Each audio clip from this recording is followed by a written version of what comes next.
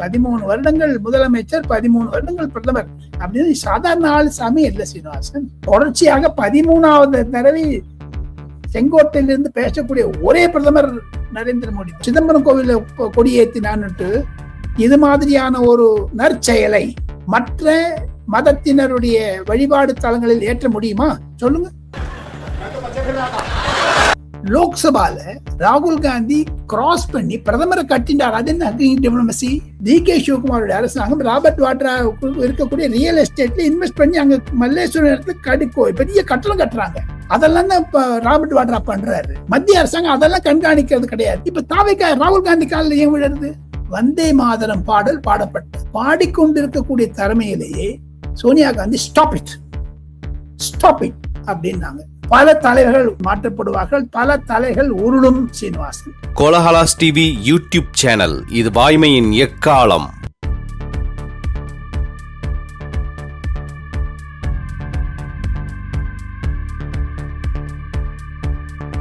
வணக்கம் நண்பர்களே.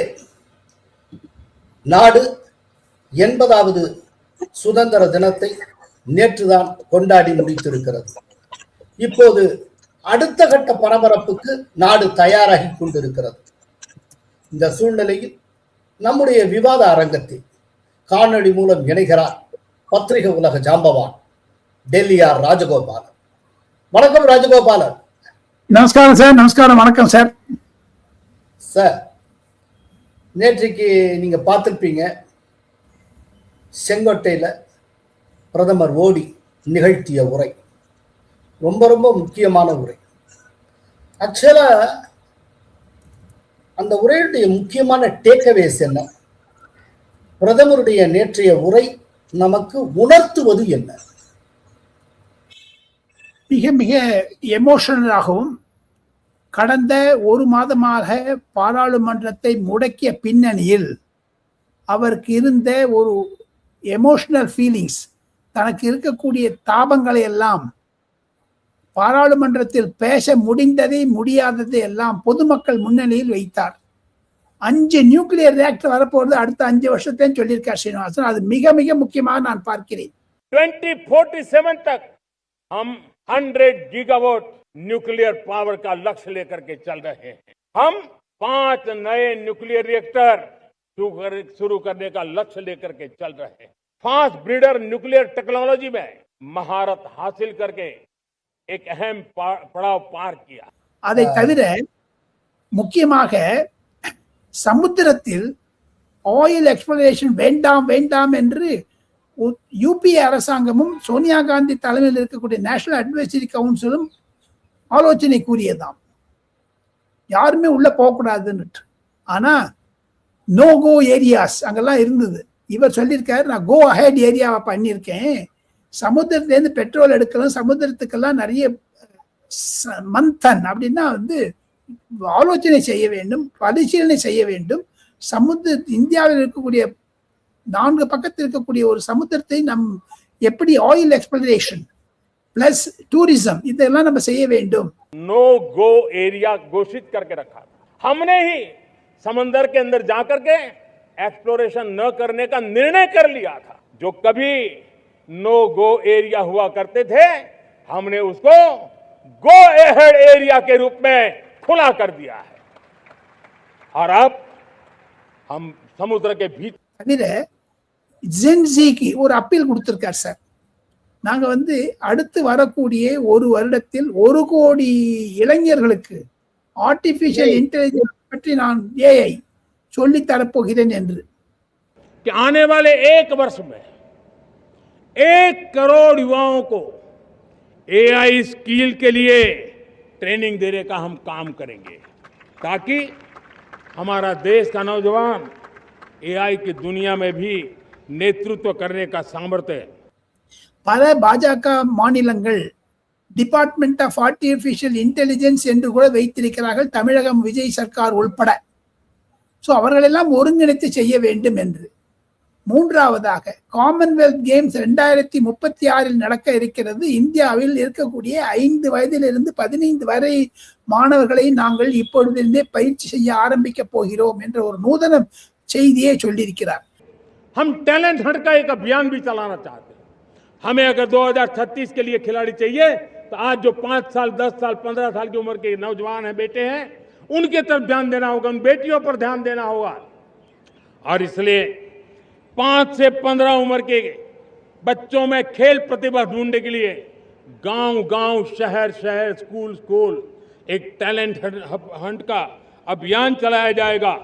बच्चों की प्रतिभा को देखा जाएगा और फिर उनको स्पेशल ट्रेनिंग दे करके देश के लिए खेलने वाले अच्छे खिलाड़ी बनाए जाएंगे। இதன் மூலமாக தமிழகத்தில் இருக்கக்கூடிய பிரபல விளையாட்டுகள் இன்க்ளூடிங் ஜல்லிக்கட்டு அகில உலக பிரசித்தி பெறக்கூடிய அளவிற்கு 2036க்குள் எந்த ஜல்லிக்கட்டுக்கு பர்மிஷன் கொடுத்தாரோ நரேந்திர மோடி, அதே ஜல்லிக்கட்டை காமன்வெல்த் கேமிலும் பல உலகங்களில் இருக்கக்கூடிய விளையாட்டு போட்டியின் நடுவில் இதையும் சேர்த்திருக்காரு. இதெல்லாம் தான் ஒரு மாபெரும் பெருமையாக அவர் பேசியது. பிளஸ் மேனுஃபேக்சரிங் செக்டார், தொழில் உற்பத்தி செய்வதை நான் பெருக்க வேண்டும் எல்லாமே சொன்னாங்க. அதை தவிர இந்தியாவில் குளோபலைசேஷன் உலக பொருளாதாரத்தை மாற்றுவோம் என்று சொல்லக்கூடிய காங்கிரஸ் டாக்டர் மன்மோகன் சிங் அரசாங்கத்தில் இருந்தவர்கள் எல்லாம் இப்ப ஏன் வாயை மூடின்னு இருக்காங்கன்னு கேட்டாரு. நாங்க அவ்வளவு பண்ணி காமிச்சிருக்கோம். பிரிக்ஸ் என்ற மாநாடு 5 தேசங்கள் சேர்ந்து ஆரம்பித்தது காங்கிரஸ் அரசாங்க சமயத்தில் உடைந்து விட்டது. நாங்கள்லாம் அது ஒன்று சேர்த்திருக்கோம்.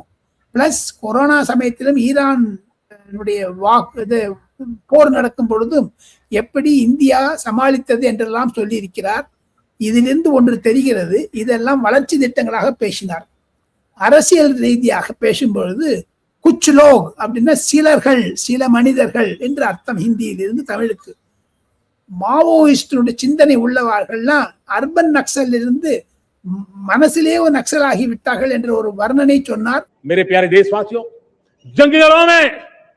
जंगलों में हमें हथियारी नक्सलों का खात्मा बुलाने में, उस संकट से देश को मुक्त कराने में सफलता मिली है। लेकिन हथियारी नक्सल तो गए, लेकिन दिमागी नक्सल, ये दिमागी नक्सल मौके की तलाश में है। हिंसा अराजकता के वो रास्ते खोद रहे हैं, समाज को गलत राह पर घसीटने के लिए भांति भांति के दांव कर रहे हैं। इन दिमागी नक्सलियों को पहचानना होगा, इन दिमागी नक्सलियों को आइसोलेट करना होगा। அதுதான் ஒரு மாபெரும் திருப்பமாக நான் பார்க்கிறேன். இந்த 5-6 இம்பார்ட்டன்ஸ் தான். அது தவிர யூத்துக்கு இம்பார்ட்டன்ஸ் கொடுத்தாரு, ஸ்போர்ட்ஸுக்கு இம்பார்ட்டன்ஸ் கொடுத்தாரு சார். எப்படி விவசாயிகளுக்கும் எம்எஸ்எம்இ செக்டார் இருக்கக்கூடிய சிறு தொழில் நிறுவனங்களுக்கெல்லாம் இந்தியா செய்ததை 40 தேசங்களுடன் ஃப்ரீ ட்ரேட் அக்ரிமெண்ட் போட்டிருக்கிறோம். திருப்பூரில் இருந்து லூதியானாவில் இருக்கக்கூடிய நிட்டிங் ஃபேக்டரி, திருப்பூரில் இருக்கக்கூடிய அந்த ஷர்ட் பண்றது, பனியன் பண்றது, அதையெல்லாம் நாம் எப்படி எக்ஸ்போர்ட் பண்ண போறோம், இன்னும் முக்கியத்துவம் தரப்போகிறோம் என்ற France, UK, Australia, Thailand, Singapore இந்த மாதிரி ஃப்ரீ ட்ரேட் அக்ரிமெண்ட் போட்டதுனால அங்கெல்லாம் நம்மளுடைய இளைஞர்களுடைய கைத்திரை வண்ணங்கள், அதாவது ஹேண்டிகிராஃப்ட்ஸ் எல்லாம் எப்படி போகுது, ஹேண்ட்லூம் இண்டஸ்ட்ரி எப்படி பண்ண போறோம் விஸ்தாரியா பேசினார் சீனிவாசன். அதுல பேசினுடைய முக்கியத்துவமா நான் பார்க்கறது என்னன்னு கேட்டீங்கன்னா, குச் லோக், அதாவது ராகுல் காந்தி தான் குறிப்பிட்டார். குறிப்பாக நாடாளுமன்றம் நடக்காமல் ஒரு விவாதம் இல்லாமல் போனதை பற்றி வருத்தமும் இன்டைரக்டா தெரிவித்தார் என்பதுதான் என்னுடைய டேக்அவே சீனிவாசன். இது தவிர்த்து 2047 வளர்ந்த இந்தியாவா இந்த தேசத்தை உருவாக்கணும் அப்படின்ட்டு அதுக்கு ஏதோ சப்ததாரா அப்படிங்கிற 7 பாயிண்ட் சொல்லியிருக்காரு. அந்த 7 பாயிண்ட்ல அந்த சப்ததாரா மெயின் பாயிண்ட் என்னன்னா, கிசானுடைய ஃபுட் ப்ராசஸிங், மேனுஃபேக்சரிங் செக்டர்ல டிசைன் அண்ட் குளோபல் சப்ளை எல்லாம் வேணும் நம்மளுக்கு. சீனிவாசன் 7 முக்கிய சப்த பத்தி சொன்னது, 7 முக்கிய பிரச்சனைகளை எல்லாம் அது எப்படி மத்திய அரசாங்கம் கையாள போகிறது என்பதை 2047க்குள் என்ன செய்வேன், 2036க்குள் என்ன செய்வேன் என்று சொன்னதை தவிர, விவசாய பொருட்களை ஏற்றுமதி செய்வதில் இந்தியாவிலிருந்து பல தேசங்களுக்கு ஏற்றுமதி செய்கிறார்கள். அதன் மூலமாக விவசாயிகளுக்கு என்னென்ன பலன், கிசானுக்கு என்னென்ன பலன் என்பதை வர்ணித்தார். मैं देश के सामने शक्ति की सप्त धारा का आवाहन करता हूं। आने वाले 5-7 साल में जो पिछले 5-7 दशक में नहीं हुआ, वो सप्तधारा के सामर्थ्य से, शक्ति से हम देश को नई ऊंचाई, नई गति देंगे और नए लक्ष्यों को पार करने वाला सामर्थ्य देंगे. டெக்னாலஜி இன்னோவேஷனை பத்தி சொன்னார். 6G பத்தி நாங்க கொண்டு போறோம், ஒரு வருஷத்துல கொண்டு வந்துருவோம்னு. 5G மேற்கு வங்காள மேற்கு தேசங்களில் இருக்கக்கூடிய அயல்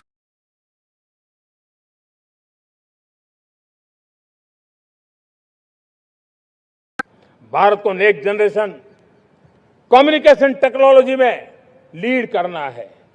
मेड इन इंडिया 6G हर कोने में पहुंचे, ये हमारा लक्ष्य होना चाहिए. போதாது வரைக்கும் கிரீன் எக்கானமி, ப்ளூ எக்கானமி என்று கேட்டால், கிளீன் எனர்ஜி நாங்கள்லாம் இனிமேல் வரக்கூடிய இடத்துல பாத்தீங்கன்னா சோலார் மூலமாக நம்மளுக்கு எனர்ஜி வரப்போகுது. இங்க குறைந்தது இந்தியாவில் 1/3 வீடுகளில் 3 ஒரு வீடு, அதாவது 3 ஒரு வீடு மின்சாரங்கள் இல்லாமல் ஃப்ரீ எலக்ட்ரிசிட்டி உங்களுக்கு கிடைச்சிட்டு இருக்குது. எப்படின்னு கேட்டீங்கன்னா சூரிய ஒளி, சோலார் எனர்ஜி மூலமாக ஹைட்ரஜன் பவர், ஹைட்ரஜன் ரயிலை விடுகிறோம் என்றெல்லாம் சொல்ல தவிர சஸ்டைனபிள் லேண்ட் நிறைய சொல்லியிருக்கார் சார். ப்ளூ எக்கானமி என்று கேட்டால் சமுத்திரத்திலிருந்து வரக்கூடிய fishing plus health, marine life, fragile life under water என்னென்ன இருக்குமோ அதெல்லாம் குறிப்பிட்டா சொன்னார். ग्रीन इकोनॉमी, ब्लू इकोनॉमी जो ग्रीन जॉब को भी जन्म देती है. हमें green hydrogen, renewable energy, energy storage, green mobility, green manufacturing in global scale हमें पा करके रहना. और भारत ये ग्रीन मूवमेंट का बहुत बड़ा सामर्थ्य लेकर के चली. भारत के पास ब्लू इकोनॉमी के लिए भी बहुत बड़ा अवसर है. बहुत बड़ा लंबा हमारा कोस्ट लाइन है, फिशरीज है, कोस्टल टूरिज्म है, ओशन टेक्नोलॉजी है. ऐसे कितने ही क्षेत्र हैं जिसमें हम आगे बढ़ सकते हैं. 7 விஷயத்துல டிஃபென்ஸ்ல ஆத்ம நிர்பர் பாரத்துக்கு நாங்க என்னென்ன பண்ணிருக்கோங்கிறதையும் அழகாக குறிப்பிட்ட நரேந்திர மோடி அவர்கள் வரக்கூடிய நாட்களில் டிஃபென்ஸ் மூலமாக எப்படி நாங்கள்லாம் சுயநலத்தில் செல்ஃப் ரிலையன்ஸா இருக்க போகிறோம், ஆத்ம நிர்பராக இருக்க போகிறோம் என்பதை சொன்னார். அவருடைய பேச்சு என்பது உண்முகமாக இருந்தது. தற்சார்பு பாரதம், தற்சார்பு பாரதம், ஆத்ம நிர்பார், அதுல அவருடைய ஒரு போக்கு என்பது அரசியல் ரீதியாக அவர் மனதில் இருந்த ஒரு தாபங்களை எல்லாம் சொல்லிவிட்டார் என்று தான் நான் அரசியல் ரீதியாக பார்க்கிறேன். ஓகே, ஆனால் இப்போ இதுக்கு முன்னால கரப்பாம்பூச்சி போராட்டம் இருந்தது, ஜென்சி பிரச்சனை, அது இதுன்னு ஆளாளுக்கு சொல்லிட்டு இருந்தாங்க. அந்த விஷயத்துல ஓரளவு அட்ரஸ் பண்ணிட்டாருன்னு நினைக்கிறீங்களா? அட்ரஸ் பண்ணிட்டாரு, அதை சமாளிக்க முடியும் என்று தான் சார். ஒண்ணு 25 வருட காலம் பதவியில் இருந்திருக்கிறார் சார். 13 வருடங்கள் முதலமைச்சர், 13 வருடங்கள் பிரதமர். அப்படின்னு சாதாரண ஆள் சாமி இல்லை சீனிவாசன். எத்தனையோ பேரை பார்த்திருக்காரு. தொடர்ச்சியாக 13வது தடவை செங்கோட்டையிலிருந்து பேசக்கூடிய ஒரே பிரதமர் நரேந்திர மோடி தான். காக்ரோச் பார்ட்டி ஆஃப் இந்தியாக்கு தலையும் கிடையாது, வாழும் கிடையாது. அது இந்திய அலையன்ஸ் மாதிரி தானே சார்.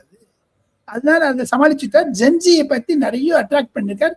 இனிமேல் போக போக வரக்கூடிய நாட்களில் ஜென்சிக்கு ஒரு இம்பார்ட்டன்ஸ் கொடுப்பார். ஏற்கனவே பண்ணிட்டு இருக்காரு. எல்லாத்தையும் விட தங்களுக்கு 2 முக்கிய காரணங்களை சொல்லி இந்த சப்ஜெக்ட்ல இருந்து வேற சப்ஜெக்ட் போலாம். அவர் பேசி முடிச்சுட்டு அப்புறம் சீனிவாசன் எப்பொழுதுமே அவருக்கு இருக்கக்கூடிய அலாதியான ஸ்டைல்ல பொதுமக்களிடமிருந்து கலந்து கொண்டார். இன்னைக்கு 13 நிமிஷம் இருந்தார் சார். குறைந்தது ஒரு 4000-5000 பேர்கிட்ட பக்கத்தையே போய் நின்றுந்தார். போலீஸ்காரெல்லாம் தடுத்தாங்க. அவளை விட்டு நான் போய் நிக்கிறேன் பாரு அங்கன்னு சொல்லிட்டு மாணவர்களிடையே, என்சிசி கேடரிடையே, இராணுவத்தினரிடையே, டெல்லி போலீசாரிடையே, பொதுமக்களிடையே எத்தனை பேர்கிட்ட பார்த்தாரு.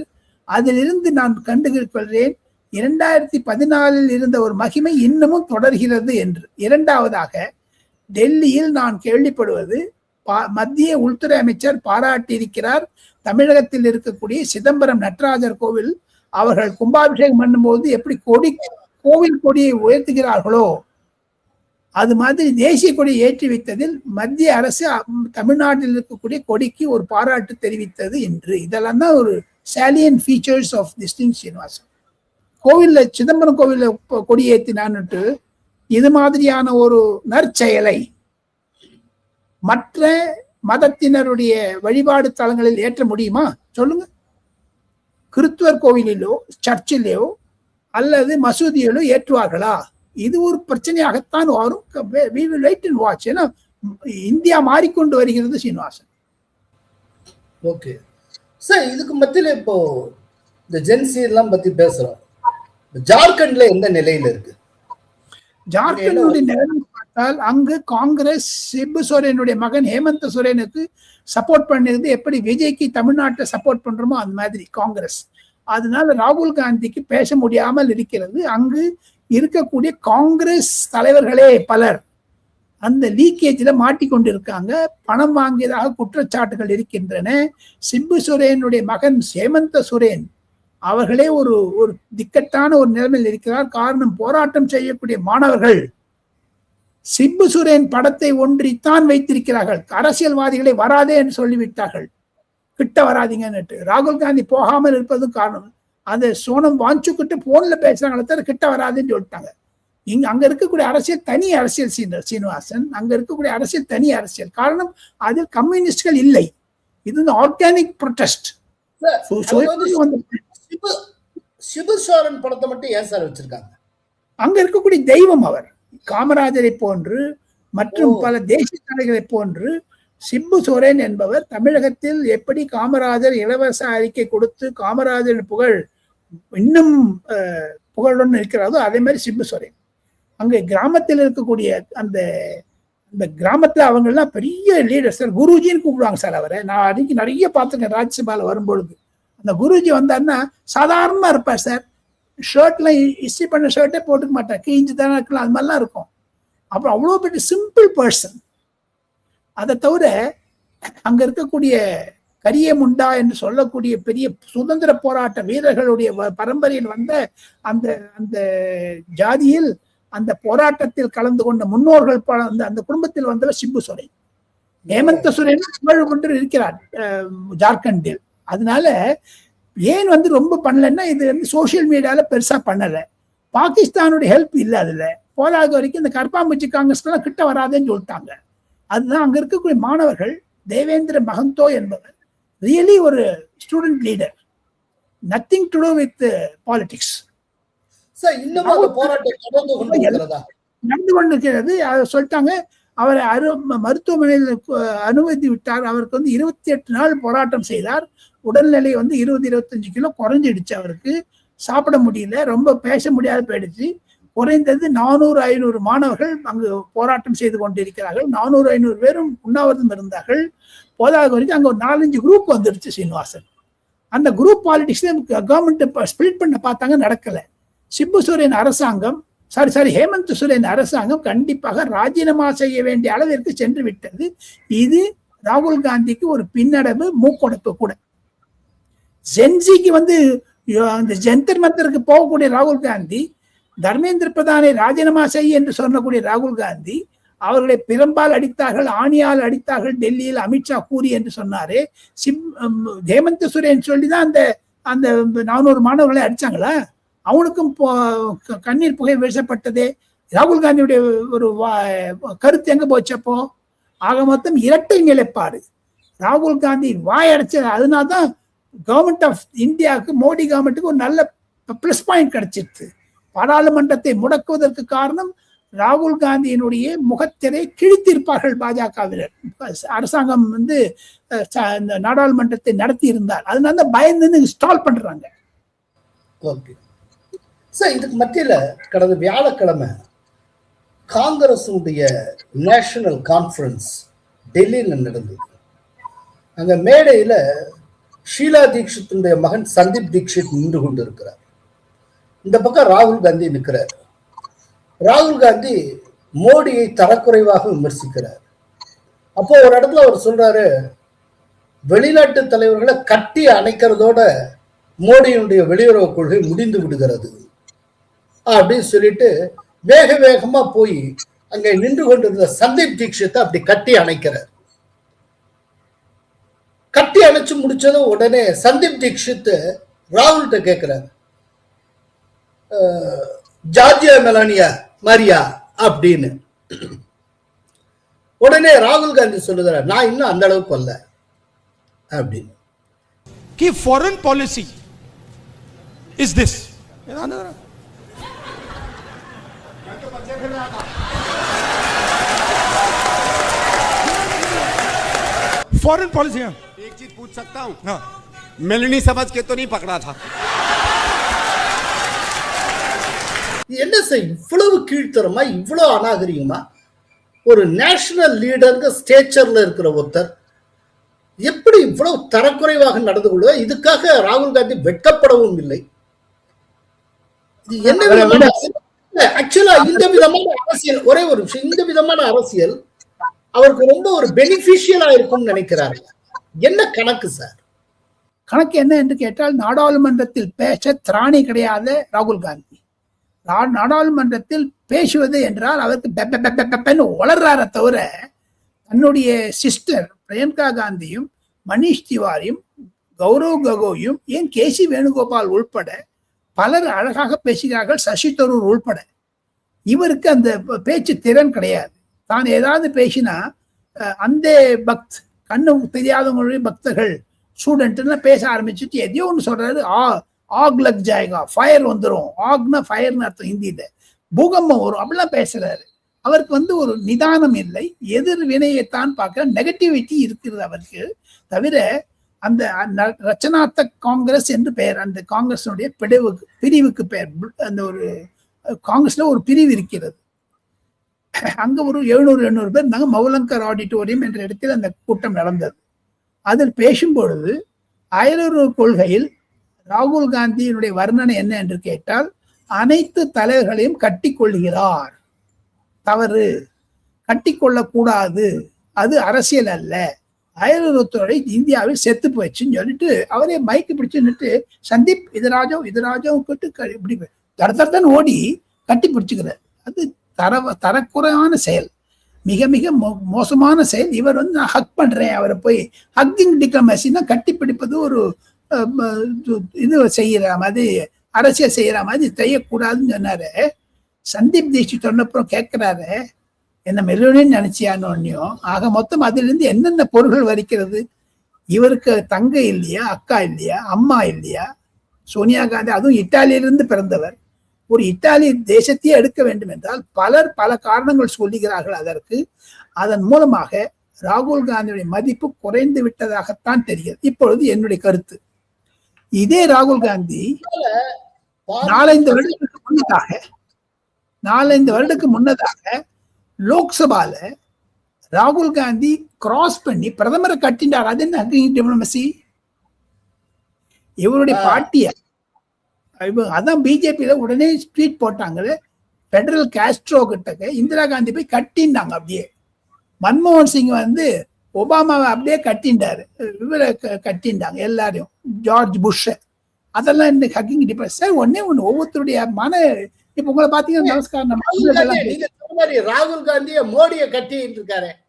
அதான் சொல்றேன், இவரே போய் ஷீலா தீட்சித்தை கட்டின்னு இருக்காரு. அதையும் அந்த புகைப்படங்கள்லாம் வர ஆரம்பிச்சிடுச்சே சமூக வலைதளங்களில். ஒரு நிமிஷத்தை உங்களுக்கு ஒரு அதனுடைய ரியாக்ஷன் வந்துடுறது சீனிவாசன், விட முடியாது. ஆக மொத்தம் இன்று டெல்லியில் ராகுல் காந்தியை ஒரு கேலி கூத்தாக நினைக்கிறார்களே தவிர, குறிப்பாக பல தூதரகங்களில் ஒவ்வொரு தூதரகம் 85 தூதரகங்கள் இருக்கிறது சாணக்கியபுரி டெல்லியில, சாந்தி பத் என்ற இடத்தில். குறைந்தது 75-80 தூதரகங்களில் முக்கியமான பொறுப்பில் தமிழர்கள் இருக்கிறார்கள். ஒரு சிலர் எனக்கு தெரியும். இந்த சம்பவம் வந்தவுடன் அந்த தூதரகத்தை பணிபுரியக்கூடிய extra staff, not the nationalist, அவங்க எல்லாம் சொல்றாங்க, அந்த அம்பாசிடர், அந்தந்த ஊர் அம்பாசிடர்லாம் அந்த ராகுல் காந்தியோட பார்த்துட்டு தலைன்னு அடிச்சிருந்தாங்கன்னு சொல்லிட்டு, இந்த மாதிரி அந்தந்த தேசத்தை பத்தி சொன்னான்னு இந்திய உறவு எப்படி இருக்கும் ஸ்ரீனிவாசன் ஒரு தேசத்துடன்?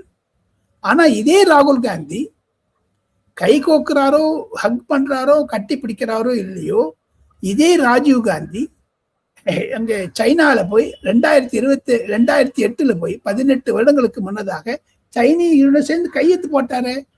ராஜீவ் காந்தி ஃபவுண்டேஷனுக்கு டிப்ளமசி என்று சொல்லுகிறாரு. இவருடைய அப்பா செய்த திசமணி சரியா?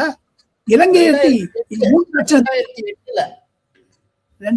சைனால போய் 2008 பண்ணாரு.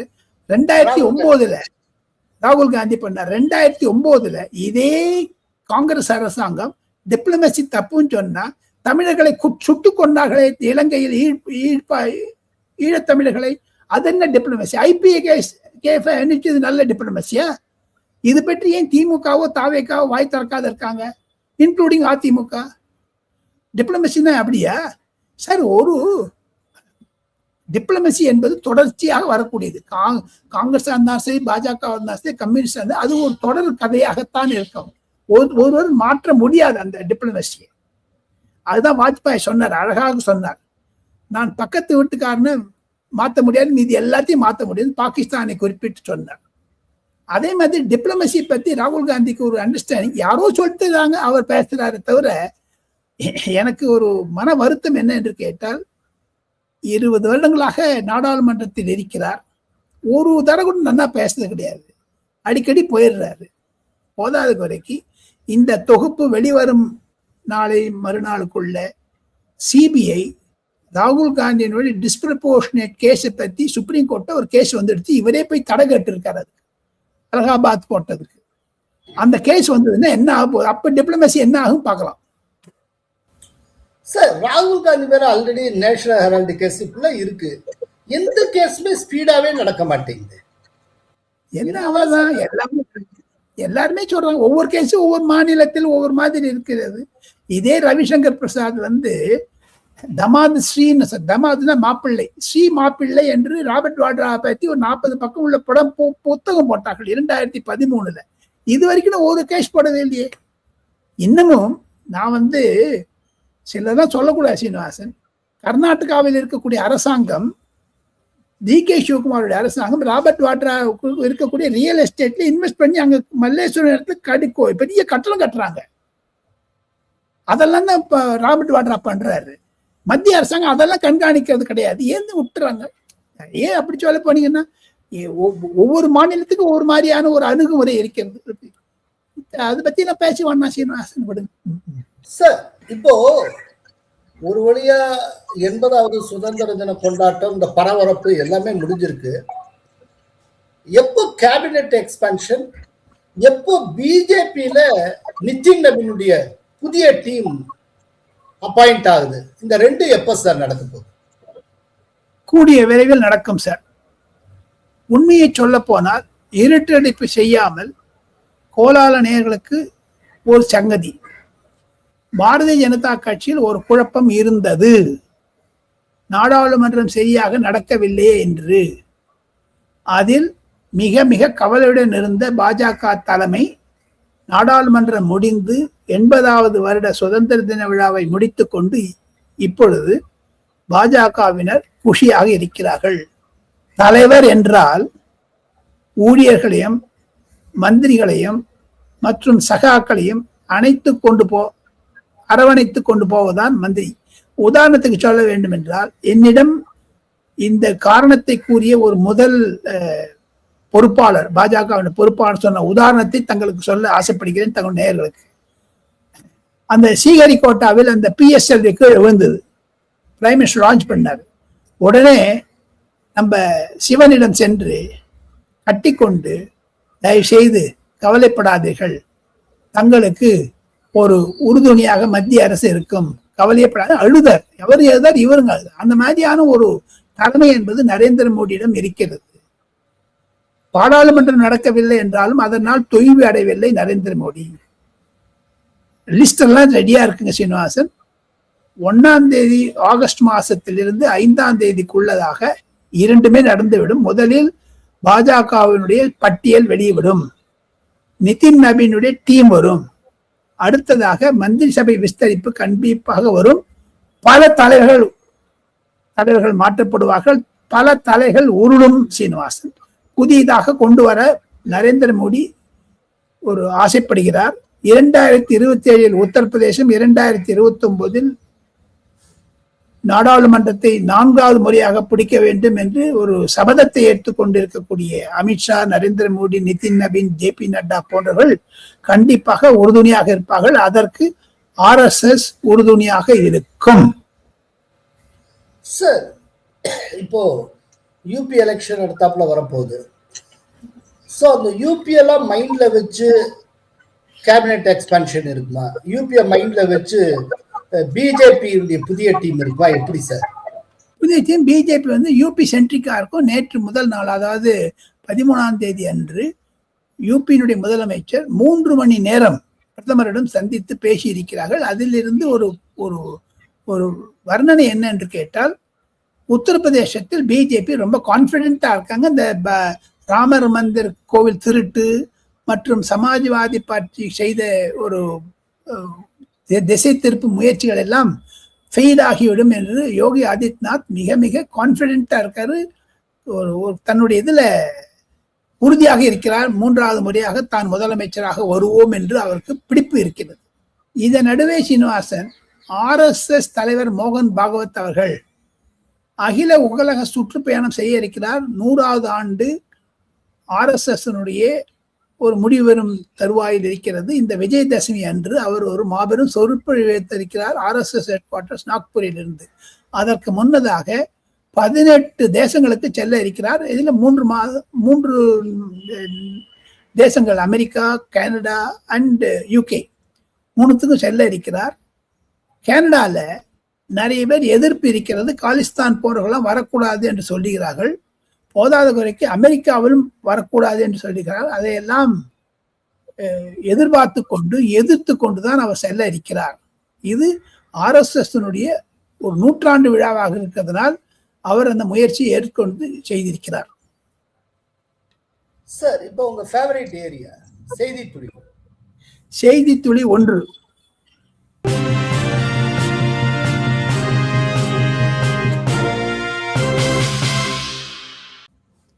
தமிழக அரசாங்கத்தை டெல்லியில் இருந்து ராகுல் காந்தி இயக்குகிறாரா? காரணம் என்ன என்று கேட்டால், பிரவீன் சக்கரவர்த்தி என்று சொல்லக்கூடிய ராஜ்யசபா MP தமிழகத்திலிருந்து தேர்ந்தெடுக்கப்பட்ட 4 காங்கிரஸ் MPக்களுடன் சேர்ந்து கொண்டு டென்மார்க் என்று சொல்லக்கூடிய அயலுறவுத்துறை, அதாவது டென்மார்க் தேசத்தில் இருக்கக்கூடிய தூதுவரை பார்த்து தமிழ்நாட்டில் இன்வெஸ்ட்மெண்ட் தேவை என்று கூறுகிறார். இது மத்திய உள்துறை அமைச்சருக்கும் மத்திய அயலுறவுத்துறை அமைச்சருக்கும் தெரிவிக்கப்பட்டதா? ஏன்னா 5 MP போயிருக்காங்க மொத்தம், இன்க்ளூடிங் பிரவீன் சக்கரவர்த்தி. மத்திய அரசாங்கம் அனுமதி கொடுத்ததா? மாநில அரசாங்கத்திற்கு தெரியப்படுத்ததா? 3வதாக, ராகுல் காந்தி தமிழக அரசாங்கத்தை இயக்குகிறாரா? காரணம் என்ன சீனிவாசன், ராகுல் காந்திக்கு பெட்டா இருக்கக்கூடிய சில அதிகாரிகள் தமிழக அரசாங்கத்தை சுற்றி வட்டமிட்டு வருகிறார்கள். அரவிந்த் சுப்பிரமணியம் என்று சொல்லுபவர் அருண் ஜேட்லி இருக்கும் பொழுதும் சரி, நிர்மலா சீதாராமன் இருக்கும்போது சீஃப் எக்கனாமிக் அட்வைசரா இருந்தார். அவரை கூட்டின்னு போய் இதே பிரவீன் சக்கரவர்த்தி விஜய் கிட்ட இன்ட்ரோடியூஸ் பண்றாரு. தமிழ்நாடு முதலமைச்சர் வரவேற்கத்தக்கது. மன்தோக் சிங் அலுவாலியா என்று சொல்பவரை தமிழ்நாடு அரசாங்கம் கண்டிப்பாக அவருக்கு உயர் பதவி கொடுத்து, மந்திரி பதவி ஸ்டேட்டஸ் கொடுத்து, தமிழகத்தில் வரி விதத்தை எப்படி நாம் அதிகமாக பெறுவது என்று கேட்கிறார்கள். ஏன் விஜய் ஒரு வடக்கிந்தியரை நியமிக்கிறார்? இதுக்கெல்லாம் பிரவீன் சக்கரவர்த்தி தவறு இல்லையோ, தமிழக வெற்றி கழக தலைவர்கள் இதற்கு பதில் சொல்லியாக வேண்டும். இப்ப தாவேக்கா ராகுல் காந்தி காலில் ஏன் விழுறது? செய்தித்துளி 2.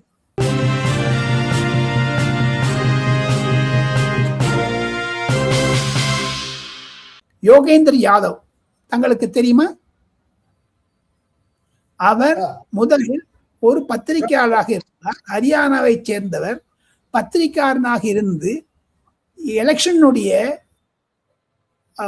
தேர்தல் ரிசல்ட்களை வருவதற்கு முன்னதாக இந்த இந்தியாவில் தூர்தர்ஷன், NDTV போன்ற தொலைக்காட்சிகளில் செஃபாலஜிஸ்டா இருந்தார். தேர்தல் அலசுபவராக 20 வருடங்களுக்கு முன்னதாக அவரே தேர்தலில் கண்டெஸ்ட் பண்ண ஆரம்பிச்சிட்டார்.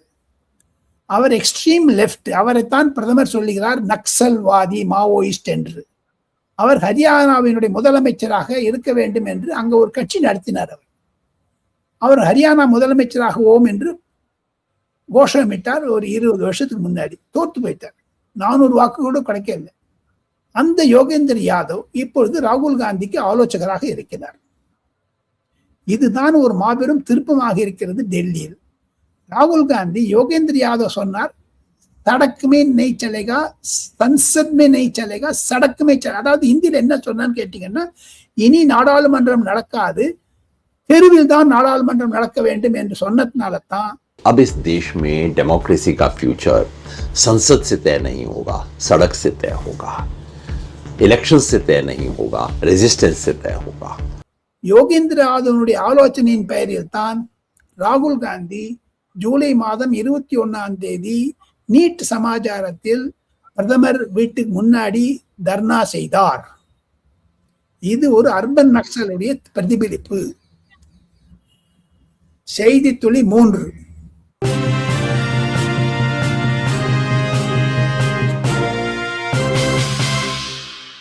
இதுதான் ரொம்ப ருசிகரமா இருக்கு சீனிவாசன்.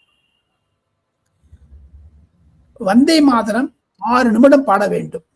மத்திய அரசாங்கத்தினுடைய ஒரு நாடாளுமன்றத்தினுடைய ஒரு தீர்மானம், சட்டம்.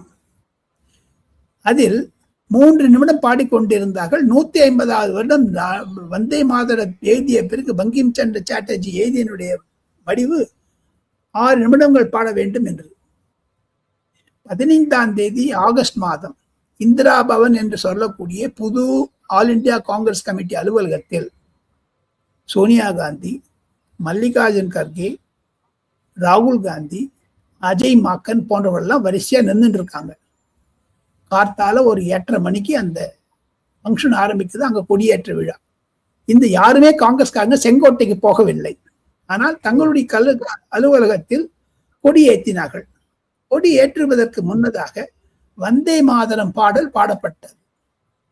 பாடிக்கொண்டிருக்கக்கூடிய தலைமையிலேயே சோனியா காந்தி ஸ்டாப் இட் அப்படின்னாங்க. இதற்கு முன்னதாக மல்லிகார்ஜுன் கர்கேக்கு உடல்நல செய்தி இல்லை, சேர் கொண்டு வாங்கன்னு சொல்றார் அப்படின்னு எல்லாரும் நினைச்சாங்க. ஆனால் இப்பொழுது படிப்படியாக வெளியே வருகிறது. ஸ்டாப் இட் சொன்னது 6 நிமிடம் பாடாதே, 3 நிமிடம் பாடு என்று. இது வந்தவுடனே ராகுல் காந்திக்கு ஒன்றும் புரியல, மல்லிகார்ஜுன் கர்கேக்கு ஒன்றும் புரியல. அந்த மூவரும் ஒரே குழப்பத்தில் இருந்தார்கள். சேவாதளினுடைய தலைவராக BV ஸ்ரீனிவாஸ் என்று சொல்லக்கூடிய கர்நாடகாக்காரர் தான் அதற்கு தலைவர். முன்னாடி இந்தியன் யூத் காங்கிரஸ்ல தலைவராக இருந்தார். அந்த தலைவர் தான் பல போராட்டங்களுக்கு முன்னிலையில் ராகுல் காந்திக்கு மிக மிக நெருக்கமானவர். சித்தராமையாவுடைய ஆளு. அவர் தான் இப்போ சேவாதளுடைய சீஃப். அவர் தான் சொன்னாராம் 2 நிமிஷம் பாடணும்னு. இது அந்த பள்ளிக்கூட மாணவிகள் யார் பாடினாங்களோ அவர்களுக்கு தெரியாது. அவர்கள் 6 நிமிடம் பாடினாங்க. சோனியா காந்தி ஸ்டாப் இட் சொன்ன உடனே அது சமூக வலைதளங்களிலும் பாஜகவினருடைய ஈவன் அமித்ஷா, ராஜ்நாத் சிங், நிதின் நபீன் போன்றவர்கள் எல்லாம் ட்வீட் பண்ண ஆரம்பிச்சிட்டாங்க. சமூக வலைதளங்களில் சோனியா காந்தி ஸ்டாப் இட் என்று சொன்னது ஒரு மாபெரும் பிரச்சனையாகிவிட்டது. காரணம் என்ன என்று கேட்டால் தாங்களே குறிப்பிட்டார்கள். நேற்று, அதாவது 13 ராகுல் காந்தி மிலோனி என்று சொல்லி கட்டி கொண்டது எப்படி காங்கிரசுக்கு எதிர்வினையாகிவிட்டது, இன்று வந்தே மாதரம் காங்கிரசுக்கு எதிர்வினையாகிவிட்டது. இதுதான் சீனிவாசன் டெல்லியில் இருக்கக்கூடிய செய்தி துளிகள். ராஜகோபால் வழக்கம் போல நிறைய தகவல் நிறைய தந்திருக்கிறது. மிக்க நன்றி. கோலஹலாஸ் டிவி யூடியூப் சேனல், இது வாய்மையின் எக்காலம்.